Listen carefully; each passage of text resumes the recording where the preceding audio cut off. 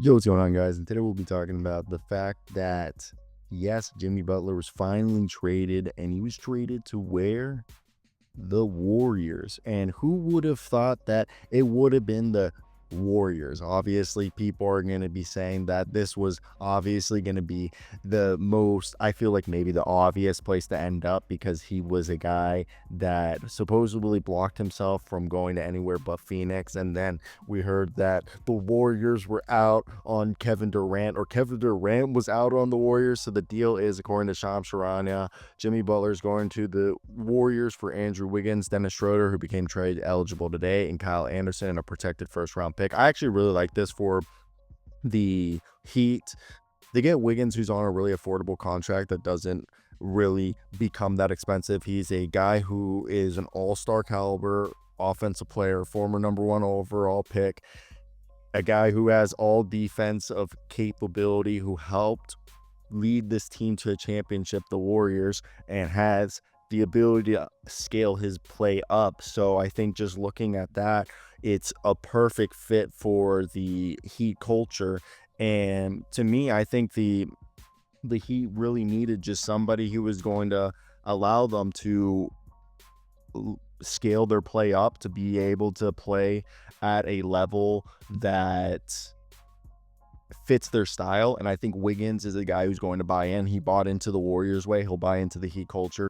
Dennis Schroder comes off the books. Kyle Anderson's on a very cap-friendly deal, which to me, I think is like the biggest thing there, is that knowing that they put him on a deal that's going to allow them to have him under roster control for a little bit of, not a little bit of while, but for a decent bit of time, which I think is going to help them continue to raise their ceiling and floor as a franchise, because they'll allow the Heat to have different looks in terms of being a big team when they have Bam out there, and Kyle, and literally Wiggins, Jaime Jaquez, and obviously Khalil Ware, because they've been running Khalil, because you legit have such different looks that I think it's going to be fun. And they're also throwing Lindy Waters the third in the deal, who's a shooter. And as I said earlier, I'm not surprised that Josh Richardson's included in this, and this is actually going to be included with the Utah Jazz. So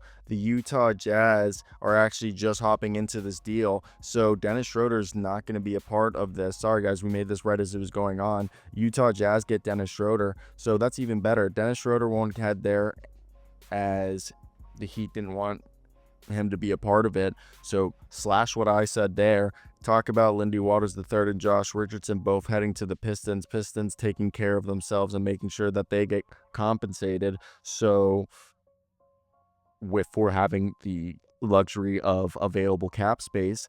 So to me, when I look at this, I think it's great. They had to include Lindy Waters to make the money work.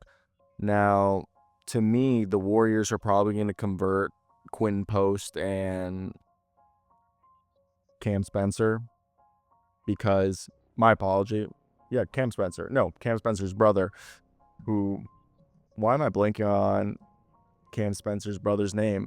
Pat Spencer.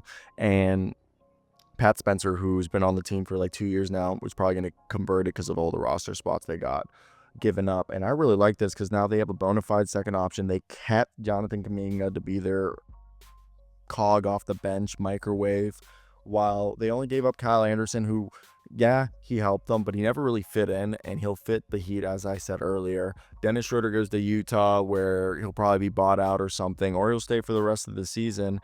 And I think the Wiggins part is huge for the Heat. They get them someone who's going to fit into the current roster that the Heat have, that with Duncan Robinson, Terry Rozier, Khalil Ware, it will allow them to play faster and long, and just fits the core and the depth chart that they currently have with Terry Rozier, Tyler Hero, Haywood Highsmith.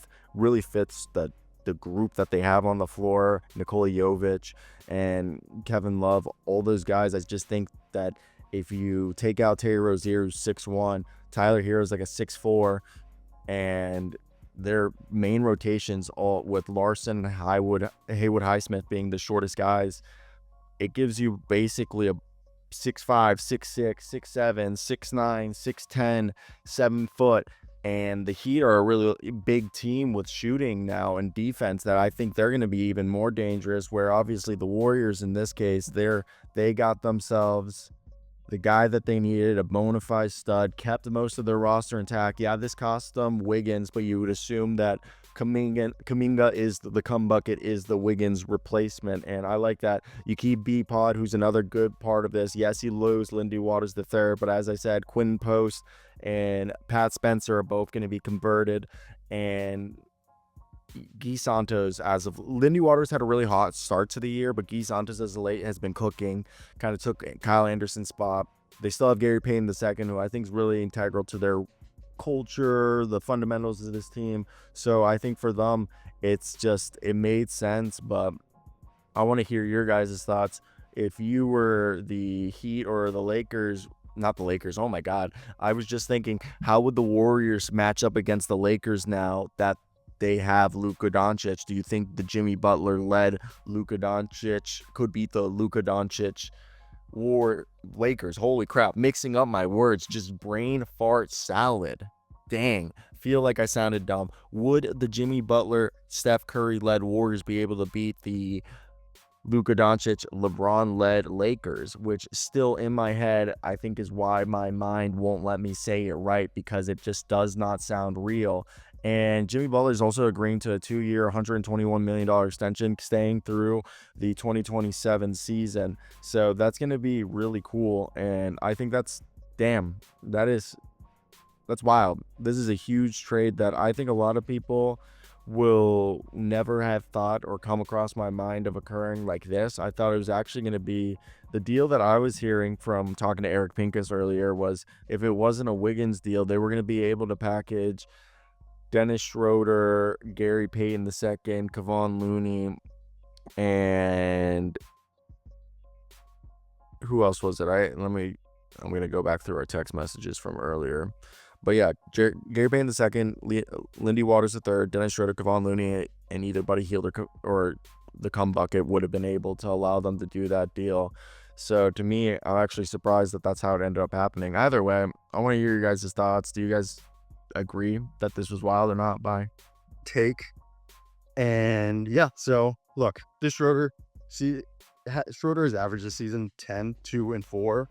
And one of the reasons why they might be interested in that is I think at the very least is because they're a team that has always done well with a lot of guards. And plus it just gives them calf flexibility, which I think at the end of the day is what they truly care for the most. And definitely something to look into. And I want to hear your guys' opinion on this. What do you guys think? And